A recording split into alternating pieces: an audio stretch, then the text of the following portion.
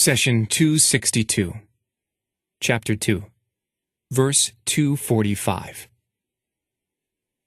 Who will lend God a good loan, which he will increase for him many times over?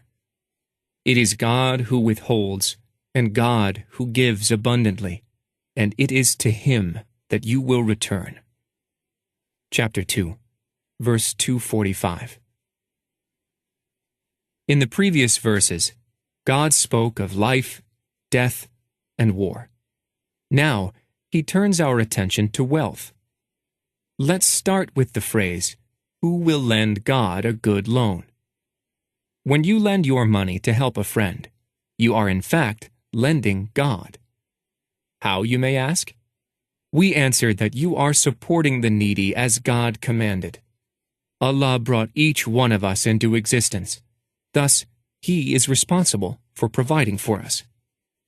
Similarly, when you invite a guest into your home, you, as the host, become responsible for providing him or her with food and a place to rest.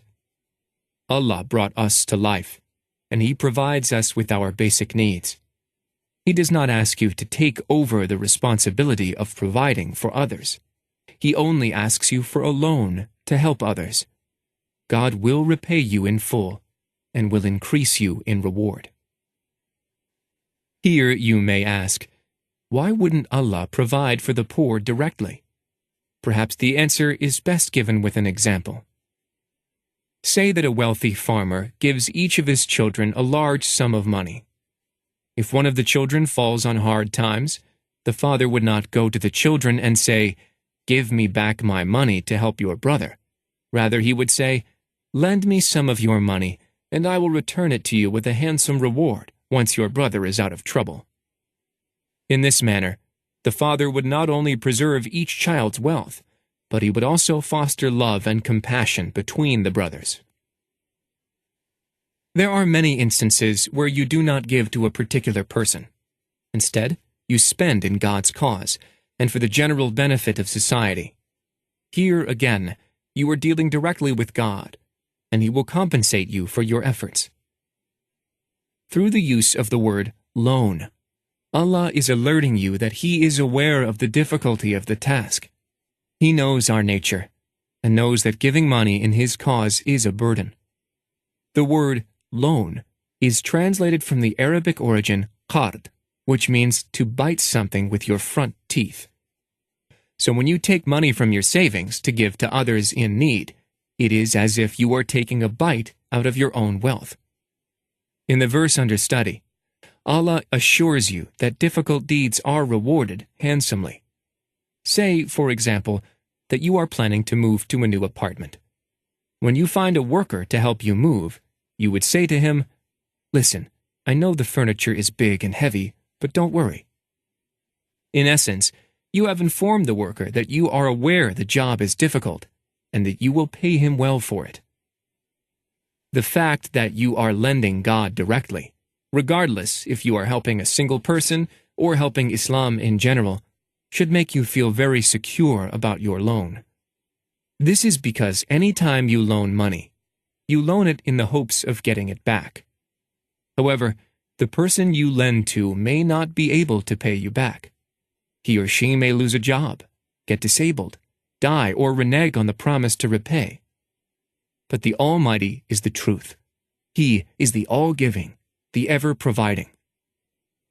God will not only repay your loan, but He will return it multiplied many times over. Your capital is preserved, invested, and grown.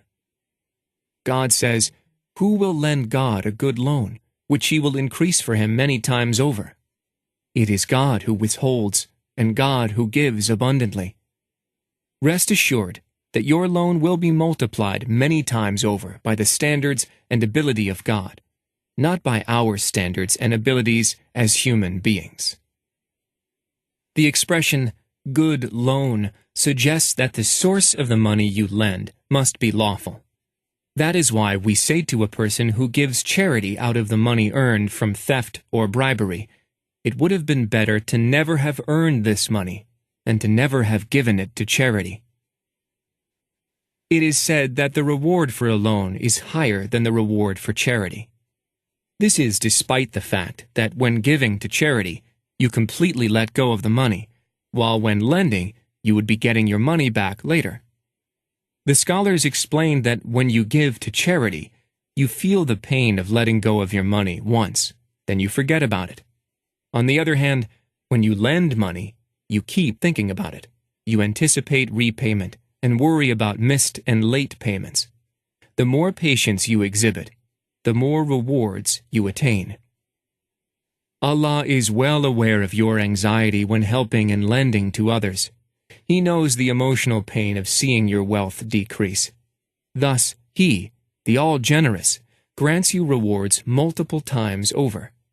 That is precisely what is meant by, "It is God who withholds and God who gives abundantly." Allah is also assuring you that it is to Him that you will return to find your reward in the hereafter. Fatima, the Prophet's daughter, peace and blessings be upon her, presents an excellent example for us. Once, our beloved Prophet came into her room and found her cleaning and burnishing a coin into a shine. He asked, "Fatima, what are you doing?" She replied, "I am polishing this coin before I give it to charity." He asked, "Why?" She said, "Because I know that charity passes through God's hand before it falls into the hand of the poor." The messenger said, "My Lord, my people treat this Quran as something to be ignored." Chapter 25, verse 30. Do not abandon God's book.